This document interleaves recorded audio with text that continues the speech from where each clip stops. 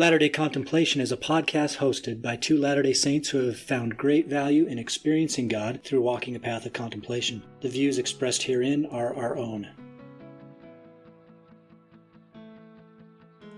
Hello and welcome to Latter-day Contemplation. We're your hosts, Christopher Hurtado And Riley Risto. Latter-day Contemplation started as an exploration of contemplative practices from many traditions to enhance our discipleship of Jesus Christ. We're by no means experts in the topics we discuss, but what we have is an openness to questions, a hunger to discover truth wherever we can find it, and a desire to share in the transformative life of inner peace. We love that you've joined us, and we hope that you find value in this community.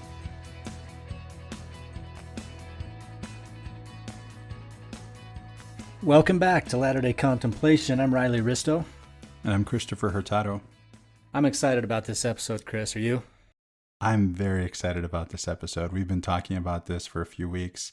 I've even talked about it publicly right here on the podcast while you were on spring break and in other forums. And I've never had so long to think about one episode because, as you said, I've been gone for a couple of weeks and you recorded some great episodes with Shiloh that I'm excited to have our listeners listen to. But for us, this is one that we've been excited about because it's about doubt. Yeah. And doubt is this difficult subject, and we like difficult subjects. But this one in particular is one that I think largely is misunderstood. And I'm not claiming any personal awesome revelation about it, but I think we're going to have some great ideas to discuss and maybe some new ways of thinking about doubt that will help people wrestle with and manage their doubts into something that can help them transform, become more faithful, and move further along that covenant path towards the ultimate goal of realizing their divine parentage, potential, and inheritance. That's exciting. Was that too much? No, that's what it is, isn't it? You know, you and I, we've gotten so much out of our doubt. We've gotten a lot of mileage out of our doubt. It's a very positive thing to us. Let's put it in other terms. Questions. Good questions. Good questions can do so much for us. I personally am predisposed to ask questions, and that's probably why I ended up going for training in asking questions. I'm now a philosopher. I was trained in asking questions, and good questions can just do so much for us. They've done a lot for me. Yeah, me too. I don't think you get to progress intellectually, spiritually, mentally, whatever, unless you've learned to ask and receive answers to the right questions, to big questions, ones that really matter and that puzzle you. And you're not afraid to ask. You have to fearlessly attack those questions. And so I'm excited about this. It's going to be great. Yeah, maybe we should define what we mean by doubt. What's the relationship, would you say, Riley, between faith and doubt? Because I think... See, and that's exactly where I want this to go. Keep going. Yeah, because I think people have the wrong idea when it comes to the relationship between doubt and faith. Doubt is often seen as the opposite of faith, whereas I think that doubt and faith are two sides of the same coin. That if you don't have doubt, you don't have faith. You have fundamentalism. You have certainty, where perhaps you shouldn't. And, you know, it's not that there isn't such a thing as knowledge. If you don't have doubt, you have knowledge. You don't have faith, right? Or you lack completely. You might lack all knowledge. If you don't have doubt, it might be, or faith or doubt, it might be because you lack completely the basis for having faith or doubt, which is knowledge. Yeah. So if you have knowledge, you don't need faith. And this is scriptural, right? If you have knowledge, you don't need faith. Faith is for when you don't have knowledge. You're seeking knowledge. You're seeking revelation. You need faith, i.e., you need doubt. Doubt and faith go hand in hand. This is maybe a little bit different, a different way to think about it than what most people probably, than the way most people probably think about it, right? Because I think in the modern sense within the church, we've defined faith and doubt by different conference talks given or, popular definitions of this. And I think we even might get caught up in this because we're approaching doubt from this perspective of growth. But is there a place for doubt that is harmful as well? Like, is there a type of doubt that can be harmful? Yeah, maybe we should bring in, I think the most famous talk on the subject has to be the one where we get the idea of doubting your doubts. Yeah. As from President Uchtdorf, right? Yeah. So let's talk about that. So the context of that quote is more than just doubt your doubts, right? There's this conditional statement that goes right after that that says doubt your doubts before you doubt your faith. But it sets it up as this dichotomy between doubt and faith, as if they're complete opposites, right? And as you mentioned earlier, doubt and faith don't necessarily have to be opposites. So let's explore this phrase from Elder Uchtdorf that I think can be confusing, but also maybe secretly genius. I think it is. Okay, so how do we add color and context to this quote of faith and doubt, of doubting your doubts before you doubt your faith? So first of all, I think we need to use the whole phrase. Not just doubting your doubts, but doubting your doubts before you doubt your faith. That is a little more nuanced, isn't it? But it still does set up a dichotomy that I think is a false dichotomy between faith and doubt, which isn't to say that any falsehood has been uttered necessarily, but that, well, let's put it this way. I've noticed as a philosopher that not all, if any, of the conference talks that you get are philosophical in nature, right? And they may be theological sometimes, but they're not necessarily philosophical, and there's not the rigor in terms of terminology usage that a philosopher has when giving these talks, because that's not the level of rhetoric at which they're aimed. So I think we can go into this a little bit and explore this and maybe in some sense appear to be contradicting what is said, but on the other, I know that you and I already, we can just say up front that we actually agree with this idea, right? Very much so. Yeah, but I think it requires a little bit of subtle nuance, right, to get to that point where, at least for me, where I agree with this statement. Right. On the face of it, again, you have this, what looks like a false dichotomy. But here's the question. Why don't we do it this way? Let's doubt that we understand what's really going on with this quote. And let's ask a question. Let's put this into practice right here. Can you make doubt a dogma? Yeah, you certainly can. If you adopt doubt as a paradigm for understanding and intellectual engagement, I think what you're doing is you're setting yourself up on your ramiumptum, or your place of authority, and you're saying, I know better than the people who have faith or spiritual understanding. So I think this is the issue that's being addressed by President Uchtdorf, don't you? I do. Yeah. Yeah, I think essentially what he's saying is, before you write off the idea of faith, you ought to examine your approach to doubt.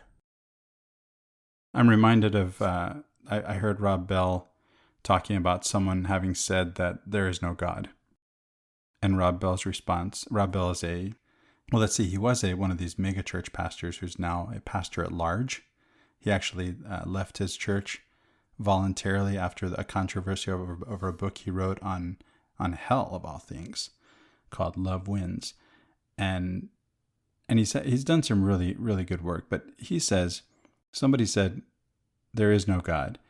And Rob Bell says, really? We know this? We know this? There's no God? We know this? How can we know that? Yeah, it comes from the same place of certainty that a lot of cynical doubters criticize. Yeah. The same cynicism that this person who says there is no God has adopted as their paradigm, they would criticize in someone who has faith in God. And who says there is a God when perhaps we can't know that either. Right. In any scientific way, right? We can't see, hear, taste, touch, smell God. And that's what the guy who says we know there's no God is saying, because no one has seen, smelled, tasted, touched God, right? And yet there's so much more to the universe. There's so much more to what's going on than what we can see, hear, taste, touch, smell, right? Yeah. But between those two extremes of the extreme cynic or skeptic and the extreme confident fundamentalist who just knows everything, doubt lives in that space, and faith live in that space together, right? So they're not necessarily opposites. They're living in the same space on a spectrum with each other, sometimes interacting with each other to create new understanding. Yeah, so really those on the fundamentalist side of knowing everything and having no doubts, and we have the only right way of thinking about it, they're on the same page as those who say there is nothing that you can know about any such thing.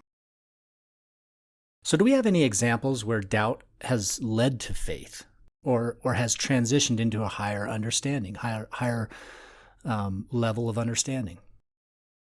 Well, again, for me, doubt and faith are really two sides of the same coin. So I can think of, I'll put it this way, and this is something that we've covered in a previous episode, the idea of having a crisis of meaning as opposed to a crisis of faith. There are those who are having crises of faith, they believe, when really they're having crises of meaning. And it's because they have doubts. It's because they have questions. Let's say there's a way of understanding that they have according to what they've been taught or what they've learned or how they've understood what they've been taught and learned it. And then they have doubts about that understanding. And what happens then is that becomes a crisis, because this thing that I thought was true turns out maybe it's not true. I have doubts about it. I have questions about it. But really what's going on is, again, it's not the thing itself. It's your understanding of it. And this is why I say it's a crisis of meaning. What if the thing just doesn't mean what you thought it meant? Because either it was taught to you in the wrong way, or you understood it and learned it in the wrong way, but it's still a thing. And I know this is abstract. Do you have a more concrete example? No, I think what you're getting at, and I think this is great, is the difference between expressing a doubt or pursuing a doubt, but not becoming a doubter. Like, there's no need to adopt that identity by just pursuing the intellectual or spiritual exercise of exploring where that doubt takes you. And I think when you explore, that's when you come to those new understandings, that nuance that might exist in a space out there that you haven't yet made it to, but it's there. And so moving towards that space is part of the function of doubt. It's moving you out of a space of full understanding, or at least what you thought was perfect knowledge, into a space of uncertainty so that you can learn more. Right, and that's key. So what we're talking about here is being able to progress spiritually actually requires doubt. So if I have this thing that I'm so sure about, that I don't have any questions, I'm sitting still and not moving, right? I'm not progressing in any sense. And who knows, perhaps there's something where, I don't know, can there be something where we really know all there is to know? Maybe not. How would you know? I'm not so sure about that.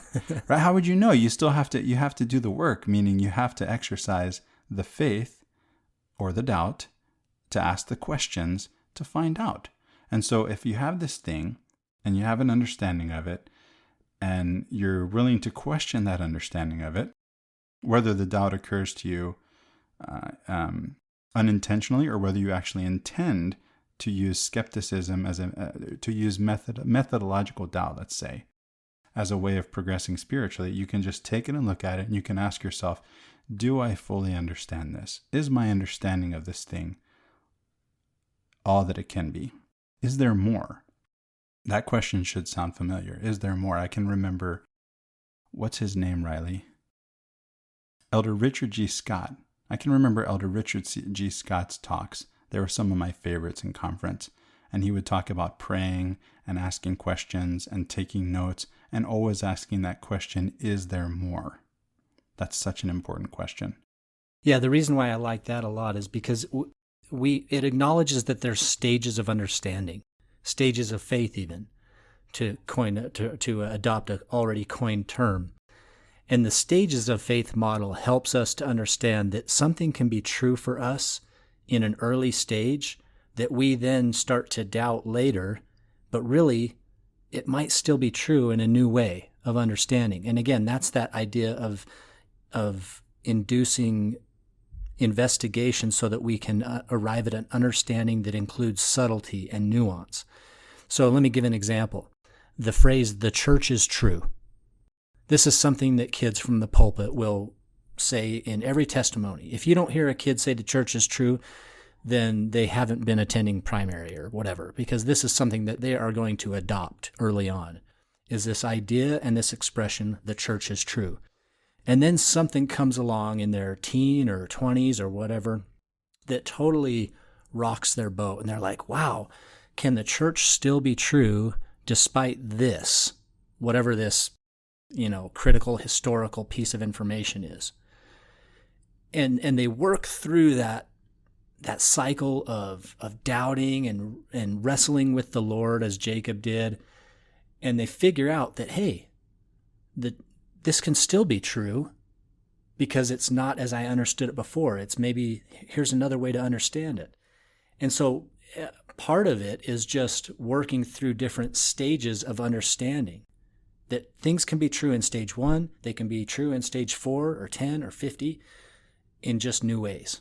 And so we're always trying to augment and make new our understanding of the ways in which God interacts with us. Yeah, it's funny because we naturally ask a lot of questions when we're children. And when I was listening to you just now, it reminded me of when it comes to drawing. Most of us stop drawing when we're kids, and if you ask an adult who stopped drawing when she was a kid to draw something, she'll actually draw the same way she did when she was a kid now as an adult. And so it's the same thing. If we put aside asking all those questions and we just accepted whatever our level of understanding was when we were a child, and we brought that all the way forward into our adult life, we're going to see that thing in that same way. So we actually have to bring back the questions and put that back into practice. What a fantastic analogy. I love that. Because, how many times have you heard adults get up at the same pulpit that the kid just did and basically give the exact same testimony?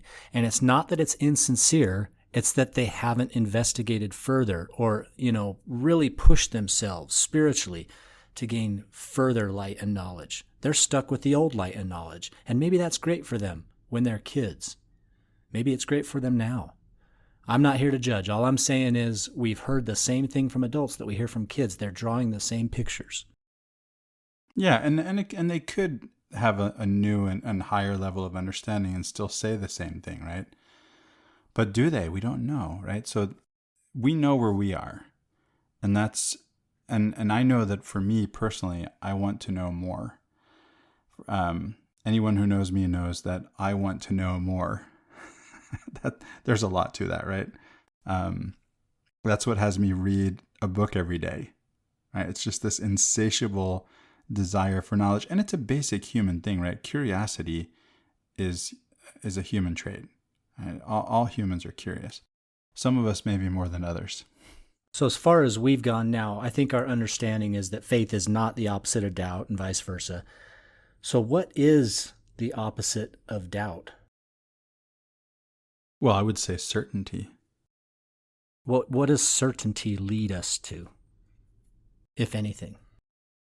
So, when it comes to certainty, looked at least from a negative perspective, and I think it can lead to very negative ideas and behaviors, because those who are certain, especially when they're certain about what God thinks, and so whatever negative ideas they have, God is on their side. And so they end up creating a God in their own image, and that God is on their side, and they can do very destructive things with that, very negative things. I personally spent a couple of years working on earned a master's in terrorism studies, and this is what it's all about, right? It's not that all terrorists I studied were religious terrorists, they're atheist terrorists too. But they look a lot alike in their certainty about their ideas. They don't have a lot of questions. Fundamentalists don't have questions. They have answers. And they have the answers. And that can be a big problem for those around them who don't agree with their answers. And it's always a problem for them because they really are zealous about pushing their answers on other people. Yeah, I asked what certainty in fundamentalism would lead to, and it's kind of a silly question because honestly it leads to nothing. There's no growth in that mindset. It's very fixed. There is nothing more for me to learn. I have the answers, as you said. I don't have questions, I have answers. You come to me, I will give you the answers.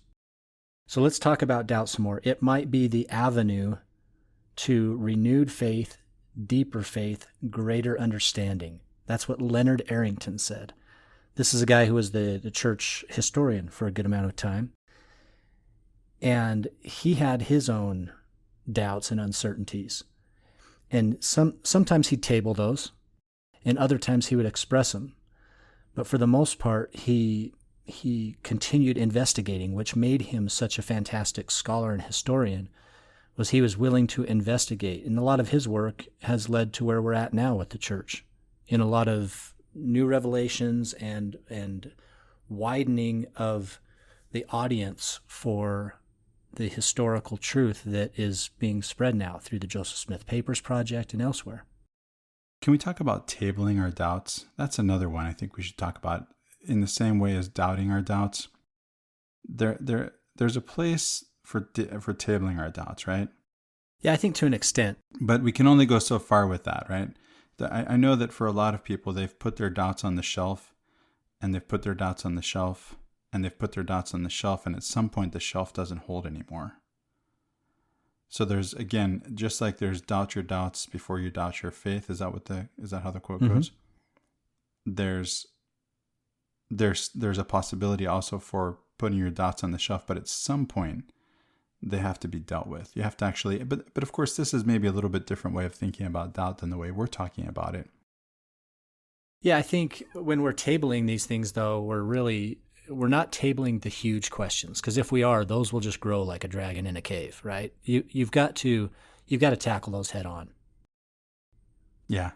Yeah, I'm thinking of someone who has doubts, these little questions, as you say, the smaller questions, and they table them, and there's a place for that. You can wait, you can receive more knowledge, more revelation, however the knowledge comes, through study, through faith, through prayer, and get some of those questions answered.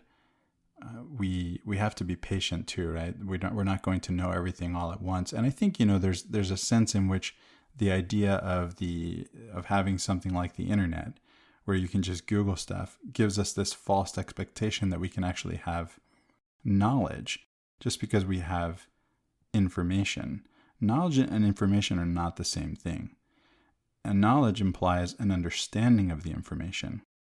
And so one of the things that I heard, at least what I got out of the talk that says doubt your doubts, is this idea that just because you have information doesn't mean you have understanding, right? That you should doubt your understanding of the information. Is that something you got out of that talk? Yeah, for sure. And that's a great segue, because what it brings to my mind is, I'm going to go Don Henley on you. You know the lyric that says in the song, The Heart of the Matter, he says, "The more I know, the less I understand. All the things I thought I knew, I'm learning again." What do you think about that quote? Sounds a lot like, I don't know the song, but it sounds a lot like Socrates to me. Well, give us the Socrates version. Well, Socrates says that all he knows is that he doesn't know anything. Now, here's someone who's really invested a lot of time and energy into knowing, and he finds that he's a lot less certain about things than those people around him who haven't invested the same amount of time and energy into knowing. And the whole project of Socrates, or at least as he shows up in the dialogues of Plato, is going around asking people questions about things they're certain about, and just continuing to ask questions until they're not so certain anymore. And he does this in a way, it's kind of fun. He does this in a way where he plays the fool. He says, "Oh, so you know all about this. Tell me more, because I really want to know more about it." And he just asks all these questions of the people who think they know so much, until it comes always to this point that we call elenchus, where they just say, "Well, you know what? I guess I really don't know what I'm talking about. And oh, look at the time. I got to go."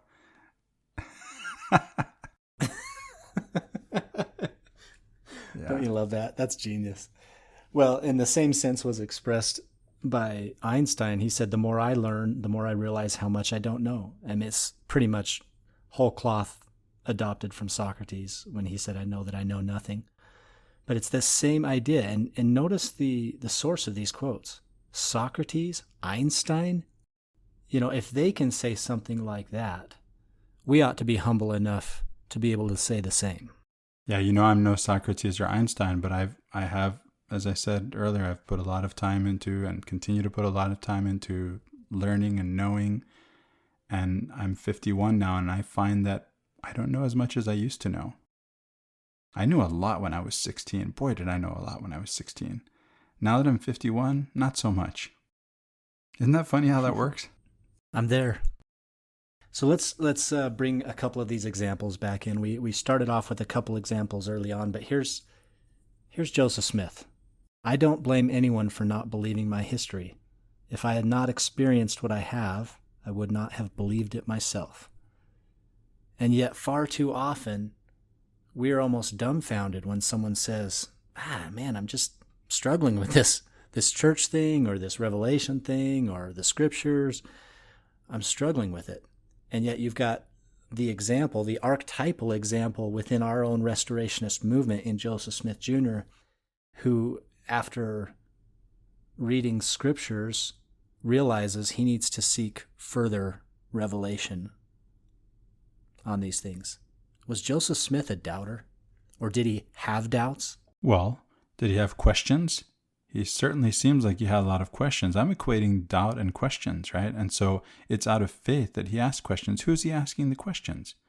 It's faith in God that brings him to ask these questions. And we have an entire book of scripture, the Doctrine and Covenants, because there were questions. Every revelation that was received that's recorded in that book comes from a question. Without questions, we'd have none of it. Could you say the same for just about every scriptural tradition? You know, when it comes to, for example, Islam, the Prophet Muhammad, he goes off as is his custom to meditate and pray in a cave outside of Mecca. And on one of those occasions, he has an experience of God. He has an experience where he receives a revelation, and he's not so sure about this.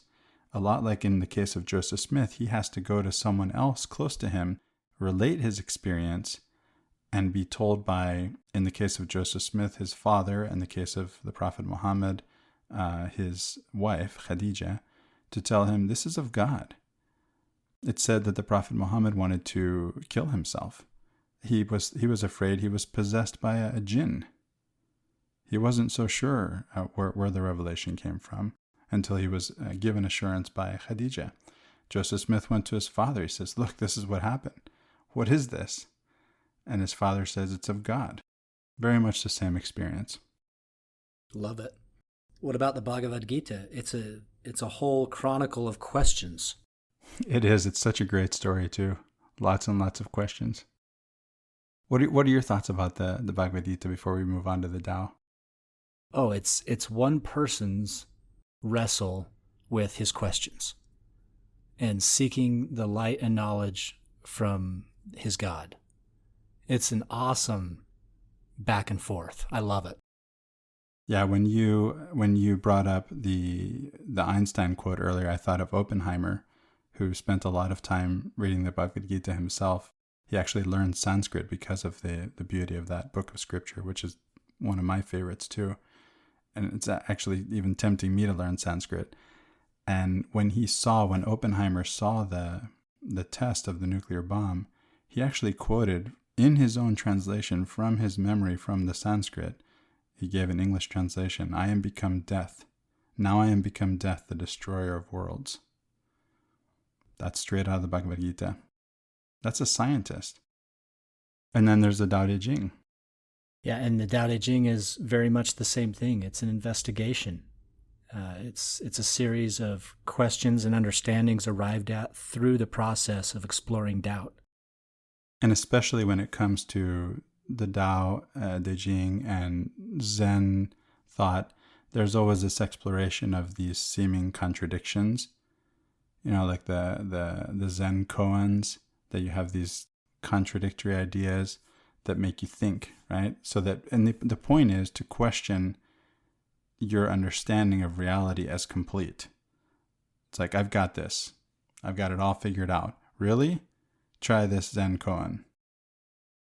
And with Zen, there's even this further understanding that all the questioning in the world won't lead to the answer.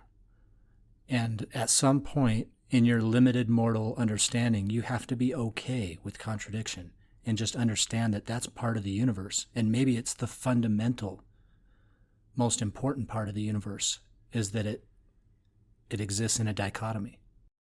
Yeah, or looked at another way, that there are no parts to the universe, that it's all one, right? So we go back to the idea of the fall, and you're in this dualism. And I think this is something that the Tao Te Ching is pushing up against, is this idea that there is a separateness, that maybe that's not true, that maybe on the other side of that wall, in the walled garden of paradise, there is no separateness. We're all one. As Jesus said, the Father and I are one. So that's a natural endpoint that a lot of people arrive at when they do enough investigation over a long period of time. Eventually, they just reconcile the contradictions in their mind into that idea of unity. Yeah, it really is. It's something that I've become more and more comfortable with myself. I remember thinking, no, there's a contradiction here. It's got to be one or the other. And I just wrestled with that. And I finally I've surrendered to a lot of these seeming contradictions. And I found that it's okay. I'm okay. I haven't died. Nobody else has died. I think we'll be okay. Even if we don't have all the answers, even if the seeming contradictions are there, there's always a higher understanding possible. I continue seeking in doubt, meaning with questions, in faith. So knowing that these seemingly more advanced intellects than us have arrived at a point where they have just decided to reconcile the contradictions into unity and admit that no amount of knowledge gives them full understanding. Should we just skip all the steps and just go straight to that? I don't know. Sometimes, so for me, for example, I'm the kind of person that has to learn from his own mistakes. It would be a lot wiser for me to learn from others' mistakes. And I love reading biography. I certainly have access to biographies and I read them, and I could learn, and maybe I have learned some lessons in that way, but I've learned a lot of lessons the hard way. And there's this idea that we've brought up before from Carl Jung, the psychologist, Carl Jung, who says, beware of unearned knowledge. Can we just take that answer from, let's say, from the Tao Te Ching or from someone else and adopt it as our answer when we haven't really done the work? I think we have to ask the questions. I think we have to wrestle with God, and we might even get a broken rib, but we've got to do the work. Yeah, I'm there. I mean, I think that Jacob is Jacob because he wrestles before God. Yeah. So the part of becoming our highest manifestation of ourself and approaching our divine potential is going through the wrestle. That's the point of life.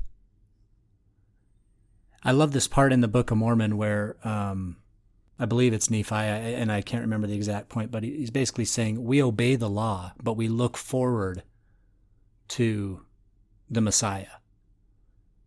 It's almost like he's acknowledging that we don't have it all. And yet the part that he has at the moment is all that he has. And so, okay, abide with what we've got now, but keep on questioning, keep on pushing, keep on trying to learn more, and have in view somewhere out there in the infinities that eventually all this stuff blends into one and is God. And I don't want to make that too esoteric, but essentially that there is going to be a reconciliation at some point.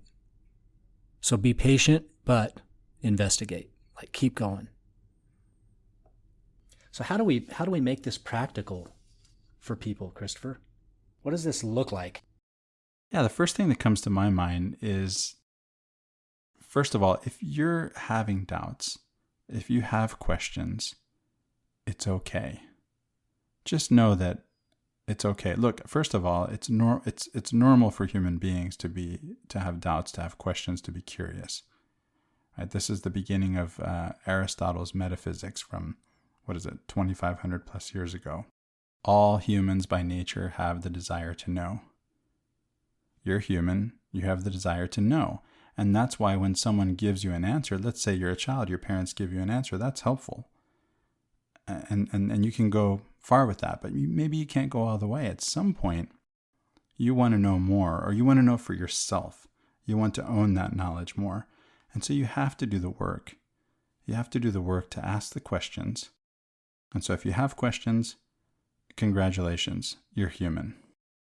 Well, and we ought to be excited by the fact that those questions start to arise within us, because I think it tells us very clearly you're ready for some transformation, some movement to another level. Questions welling up within us should get us excited. Do they excite you? Absolutely. Yes, absolutely. I've been through this a few times, right? So if I have doubts, if I have questions pertaining to my beliefs, and by the way, this is something I wanted to be sure to include, and this is probably the best time to mention it. Anywhere you see belief in the scriptures, let's say I'm thinking of the Bible, if you see the word belief, it's probably been translated from a word that could be better translated as trust. So if it says believe, it's trust. So in my trusting, and so let me just explain why I bring that up. It's not about having the right beliefs. I have all the right beliefs, now I can be saved. Well, being saved isn't about having beliefs. Being saved is about having a personal transformation. It's about becoming aware of who you are. It's about a realization of who and what you are, of your divine nature. So just having beliefs, meaning I have information, I know the right answer, quote unquote, isn't going to do it for you. So for me, it's really exciting to have any kind of question about whatever it was that I was taking as a belief, as some kind of dogma, coming from the Greek meaning a teaching. Right? So I have this teaching, and it may be a true teaching, but what does it mean? What does it mean to me? And how do I, as you asked in this case, how do I make it practical? How do I put this into practice? And so I have to have questions. I have to have those kind of questions, and I have to be able to move from accepting a point of doctrine to applying it. And that's going to mean that I have to move from knowledge to some kind of faith, to move it, which is a principle of action, right? That's another way of thinking about faith. Faith is a principle of action. Now, we know that from Revelation, from section 29 of Doctrine and Covenants, that for the Lord all things are spiritual. And so I'm going to give a secular definition, and that's in a secular and scare quotes definition of faith. And yet it's not secular. It's spiritual, right? But it's not a religious definition, perhaps. This is coming from a philosopher. Faith is acting in the present for the sake of an envisioned future. It's faith that moves me to act such that I will realize whatever it is that I envision for myself. Whether it be I'm going to turn the faucet because I envision that water will come out. Now, I don't know that water is going to come out. I do have experience that usually when I open up the faucet, water comes out. But what if there's been a terrorist attack? What if there's a sudden drought, or somebody forgot to pay the water bill, or someone turned off the main to do some work? I don't actually know with a capital K that water is going to come out. But I move forward in faith. I act according to the vision that I have of having water come out, and I turn the faucet. I turn the water on.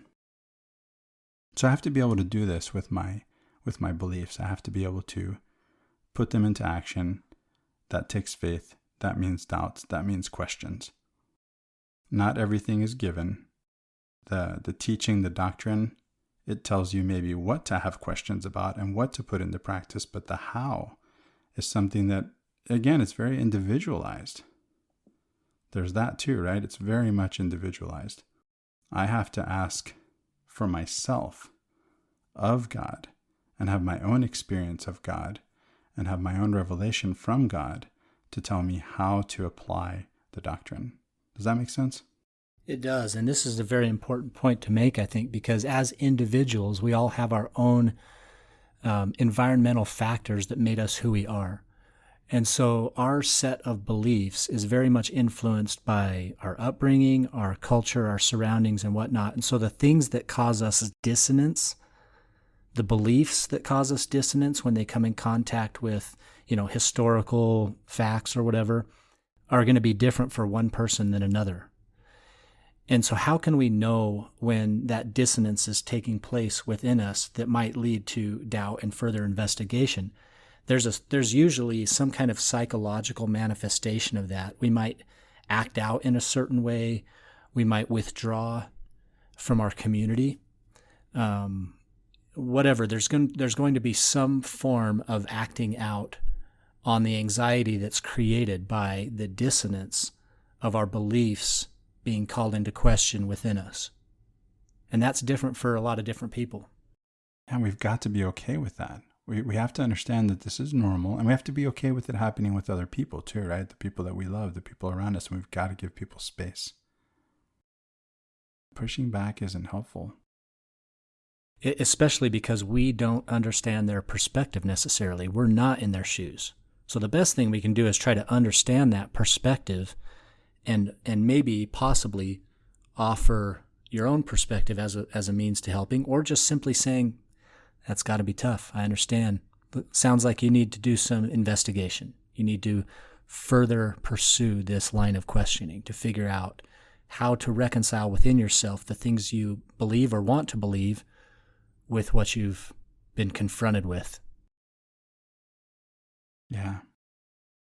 And we have to have faith ourselves in that the Lord is going to be with those we love in their doubts, because that's the only place that he can be with them.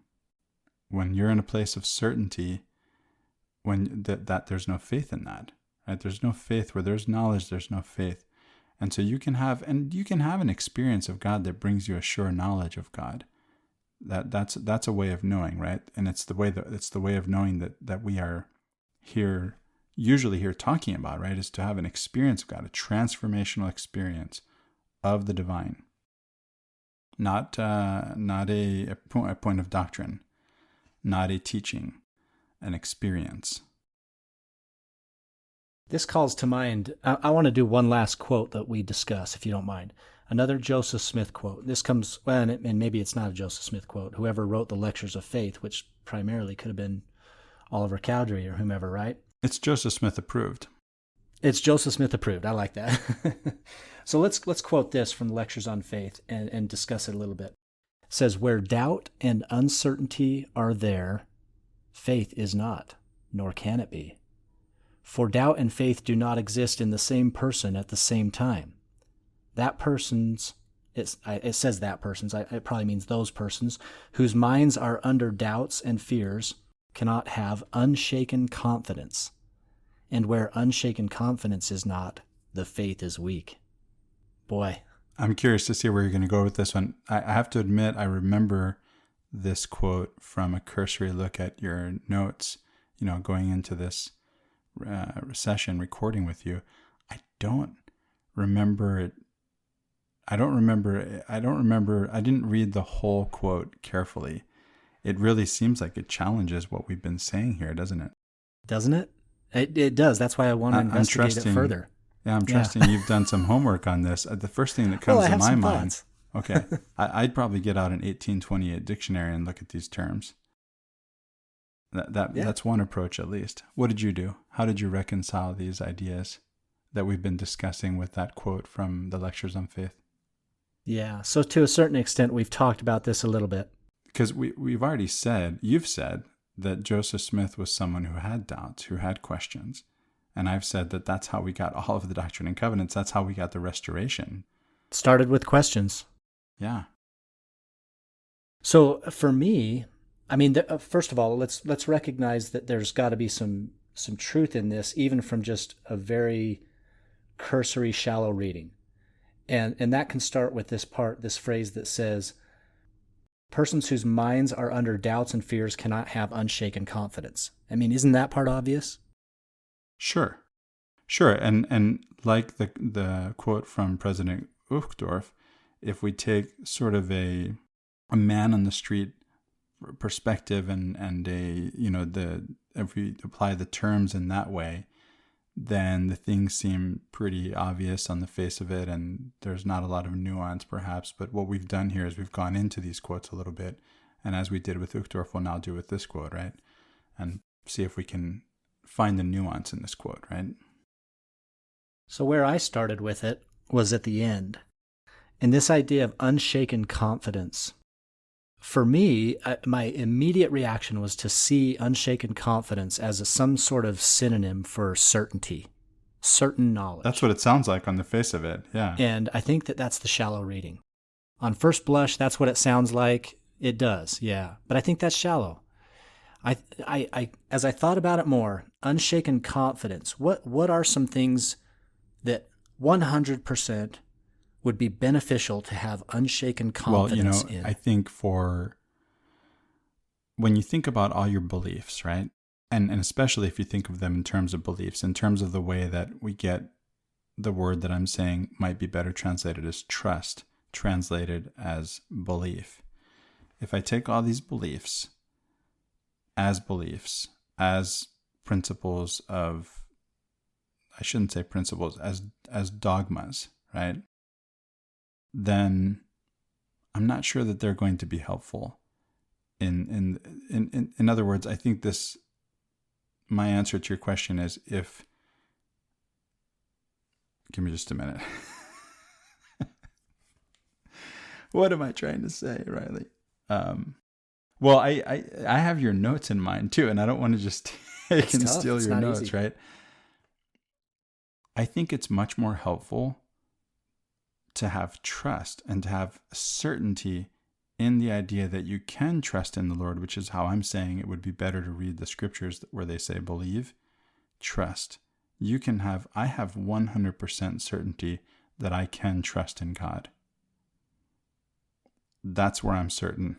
That God won't deceive. That's right. I know that my understanding of doctrines will change or can change. Yeah. And I know that underneath it all is a God I can trust. Does that make sense?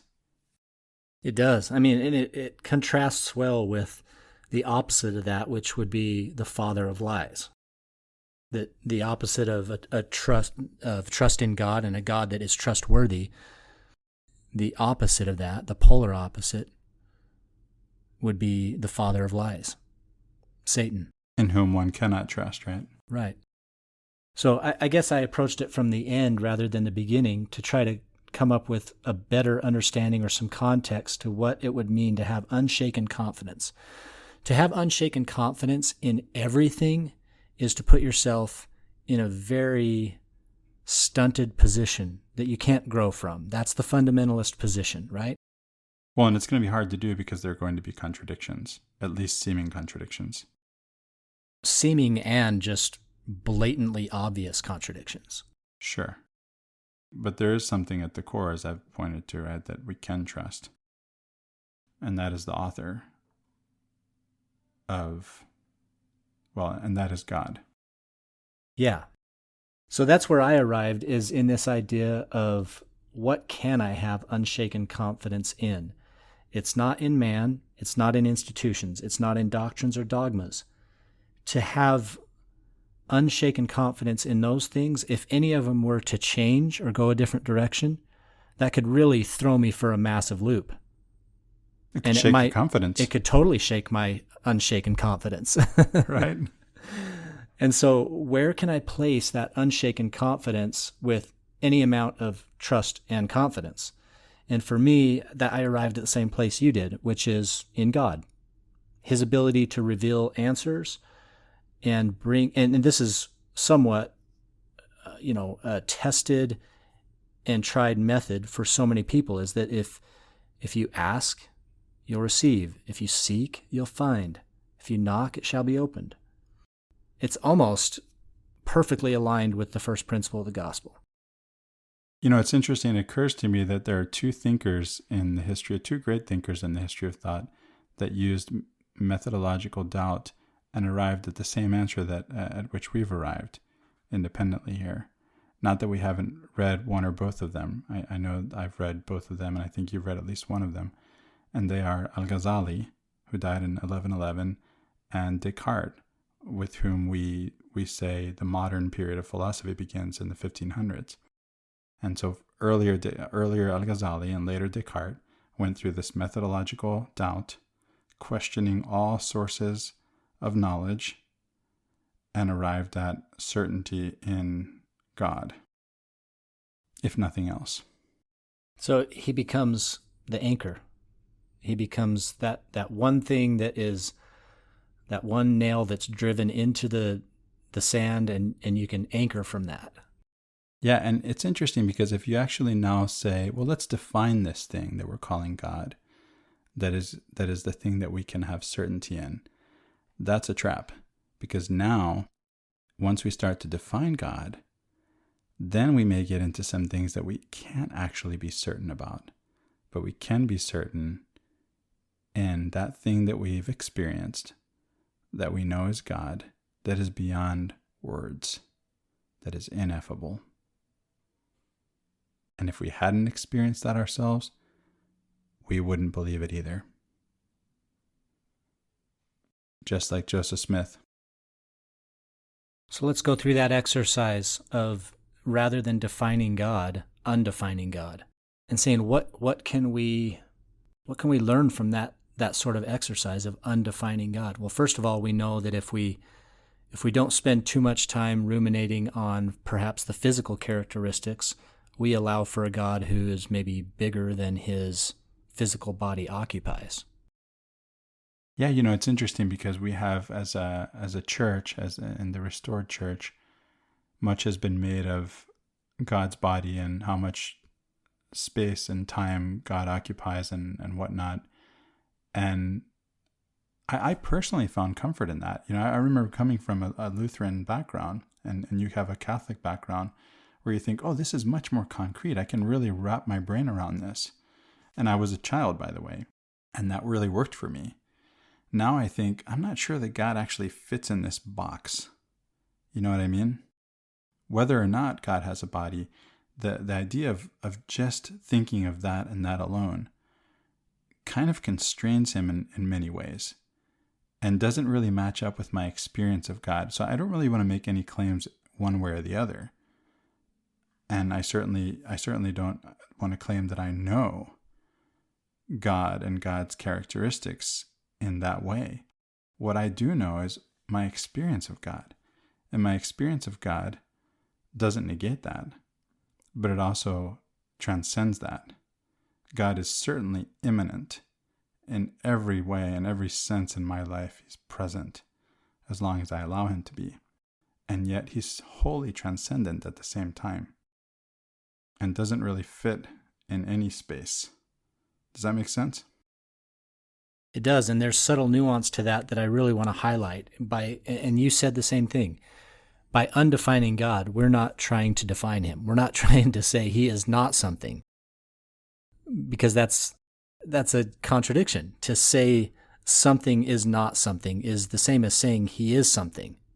True enough. So yeah, I don't want to say that. Right. So just staying out of that argument altogether of who, what he is, how he works, all those things. Let's just stay out of that argument. And I loved what you did. You drew us into the experience of God.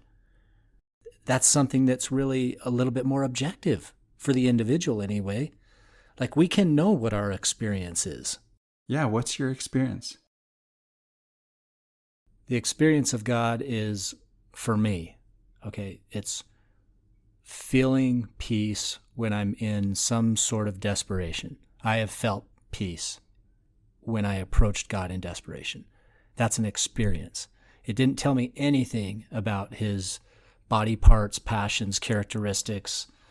All I knew was that I felt God in desperation. That was a feeling and experience that I had, and I take that as objective. I've felt God when I've walked through forests of trees and in nature and smelled his creation and heard his creation, touched his creation, seen his creation. Those are experiences that I've experienced in a sensory way. and interpreted within myself as God. It's his creation. I love that. That's interesting that you showed us how you can experience God in experiencing God's creation, that you may not be able to see, hear, taste, touch, smell God, but that you can see, hear, smell, taste, touch his creation, and therefore through that creation know the Creator. And that's been my experience too. And I don't want to downplay the first vision and the accounts that go with. There's 8 accounts of the first vision for one. And the first account mentions nothing about, God's body or anything like that. The part that's remembered most about the first vision account is that Joseph's sins were forgiven. That was an experience, something he felt. His sins were forgiven, the weight was lifted. That's an objective experience for Joseph Smith, something he recorded in the very first recording of the first vision. And as he came to understand various aspects of God through his spiritual investigation, perhaps his questions, perhaps his doubts, he may have come to further understanding about, what composes God, how he appears to us, how he works through us. And that's all great. But it really began with an experience of God. The first vision was a first experience. Yeah. Yeah, what is our experience of God? Are we experiencing God? Are we trusting in him? Is he revealing himself to us? Are we experiencing that? And are we allowing ourselves to maybe doubt? And when I was going to say doubt our beliefs, just as President Uterf has said to doubt our doubts, I'm saying we should also doubt our beliefs. But what I mean by that is that we should doubt the certainty that we hold in those beliefs being interpreted correctly by us, to the degree that we allow God himself to enter into our own experience and reveal himself to us. I'm trying to tread lightly here, but this is an invitation to experience God. And I think that can be so powerful. I know it can because I've experienced it. And it's not something that you can learn in a Sunday school lesson. It's not something that you can read in a book. It's the presence of God in your own experience. And there's no way you can pin that down and write about it or talk about it in any way. I mean, you can talk around it. We've done that here. But you cannot actually say what it is. And so it's not in the doctrine. It's not in the words. And ultimately, that's not the place of the church. The place of the church is not to define your experience of God. The church is built around giving us structure. It's that scaffolding that we've mentioned in previous episodes that gives us some sort of a template to experience God within, a way to do it. It's one way of many, but the church is not here to define your experience of God. Prophets are not here to define your experience of God. The burning in the bosom that some people feel, others may never feel that. And what a shame if they think that's the only way they can experience God. So the church is not here to define that for you. The experience is there to be had. And it's individualized, it's customized just for you as a special child of God. And how can you know it's for you? Because you'll experience it and you'll know. Well, there's a story I could tell, Riley. I'll tell this story that comes from a dream I had that I think illustrates this point of this highly individualized experience, right? Because I have this dream, and in this dream are 3 prostitutes. Now, I was going to say I don't frequent prostitutes. Isn't there a word that doesn't need frequency? I've never visited prostitutes, right? Yeah, I don't visit prostitutes. And I have this dream with 3 prostitutes. And I think to myself, and I didn't say it out loud, but I wrote it in my journal in the morning. I said, what does this mean?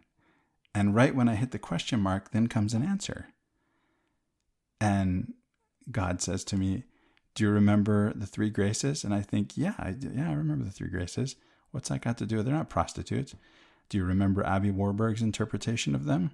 This is going to be, Avi Warburg was the father of iconography. It's going to be a highly nuanced interpretation. And I had cursorily read an article of Warburg's interpretation of the three graces. And this is from the painting of Botticelli, Sandro Botticelli, of the Primavera, it's called. And so I say, yeah, I remember that. He says, go read it. Because I hadn't really read it. I only cursorily read it. And so I go, I read it, and I find an interpretation that actually fits the context of the rest of my dream that has nothing to do with prostitution whatsoever. And it makes sense. And I just don't know that God is going to tell other people to read Avi Warburg. Right? It's like, why would it? That only works for me because I was already reading Avi Warburg. Do you see why I'm telling the story? Thank goodness. Yeah, that's highly individualized. It's not about prostitutes. It's about scholarship. It was actually about scholarship. And then that doesn't even matter because it's nothing to you, right? It's nothing to the listener. It's nothing to you, Riley. It was for me. And God spoke to me in that way. And it was really helpful. It was timely. It answered the question that I had, that I didn't even know I had. That's something, right? To answer the question that you don't even know you had.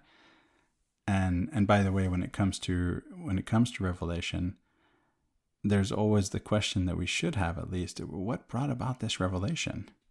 That's an important question. Whether it's a revelation to ourselves or a revelation that we read in Scripture, because the revelation does come from questions. So what was the question that brought about the revelation? That's an important question to ask. Another thing I wanted to say, Riley, for those who might doubt that their experience of God is an experience of God and that might fear they're being deceived, again, there's that core that you can trust. Your experience of God is something you can trust. Even if you were having doubts, think of the Prophet Muhammad again. He thinks he's possessed by an evil jinn. Well, first of all, he wasn't, right? This was something that he comes to understand was an experience of the divine. It wasn't a thing of evil. It was a thing of beauty, right? So it's a thing of truth, of beauty, and of goodness. And we have to be able to trust that God wants to reveal himself to us. We have to open ourselves up to the experience, and we have to trust that he is able to reveal himself to us, and that he's able to overcome any evil or anything at all that could get in the way of that experience. Nothing is going to come between us and God as long as we're open. If we're open, if we just knock, he's going to answer. If we start walking to him, in my experience, he's going to come running to us. We can trust in that. Well, as we come to the end of this, I just have, one more thought. And that's the vehicle for strengthening our faith via the experiences we will have, if we ask, is doubt. And it sounds contradictory. It might make no sense in our limited understanding of what doubt is. But questions and doubt can lead us to a higher level of understanding. They are the vehicle by which our faith is strengthened. And so I think they go hand in hand. And I hope that our listeners who have been following us through this discussion might approach their disheartening doubts with a new perspective of faith. That this is going to take me to a place that will help me grow, transcend, and come closer to God in the end.